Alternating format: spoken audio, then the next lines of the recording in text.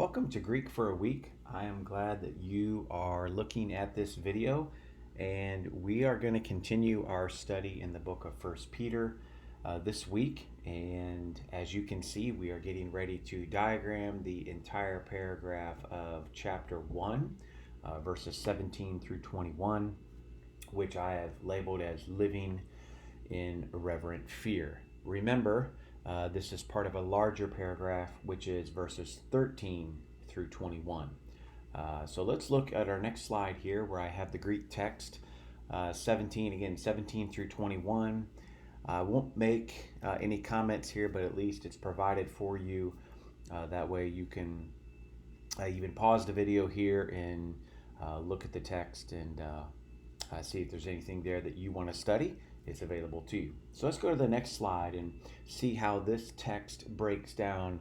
Again, you if you follow me at any level, you know that I enjoy the diagram because it demonstrates the relationships of the various words and phrases within the paragraph. So let's go ahead and look at that now. Okay, verse 17, he begins with the word and, kai, which is joining the context that precedes this, which is 13 through 16. So Peter says, with a conditional clause, if you call the Father, or if you call on the Father, which and then he describes with a substantival participle, the Father is the one who impartially judges. So that's here, which is why I've placed that under the Father, because it references the fact that he impartially judges. And then under what basis does he do the judging? That would be according to the work of each person. Then, so here's our then portion of the first class conditional clause, conduct. So the imperative is to conduct yourselves, basically to live a life, which he will get to in reverent fear before the Lord. And then he describes how we are to conduct ourselves. How are we to live this life? And that's the manner in which we are to do that is with fear.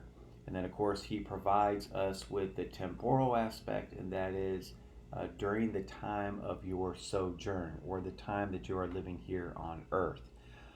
Knowing. Now he has a causal participle, knowing. Okay, so if these are the things that we are to do, which namely to conduct ourselves because we know. Well, what is it that we know? Well, he has a hati of content, because you know that. Then he provides, the next couple of verses provide these phrases of how we know, okay, that we are to conduct ourselves because you were not redeemed. And that's the concept there. You were not redeemed with perishable things. And then he provides an example of what those perishable things would be, like gold or silver, from your futile way of life inherited from your fathers. And then strong contrast, but, with the use of Allah here, but you were redeemed with the precious blood of Christ. And then he describes that precious blood, and then he says, like that of a lamb. And then he says, of Christ. So it's the precious blood that is of Christ. So that's a possessive genitive. It's Christ's blood. Now, verses 20 and 21 continue of Christ. It's further describing who Christ is. Hence why I have this line here to show the relationship between verse 19 and verse 20. So if we go into verse 19, verse 20, he says, who was foreknown. So that's an attributive participle that's attributing a quality to Christ. He's foreknown. When did that take place? Again, another temporal clause, before the foundation of the world. But has appeared, another attributive participle, in these last times. So these attributive participles, again, do just that. They attribute qualities to Christ in the preceding verse of verse 19. He's appeared for the sake of you. So you have the use of dia with the accusative, um, which would be referencing maybe even cause, because of you. So the reason for appearing, you could say it that way.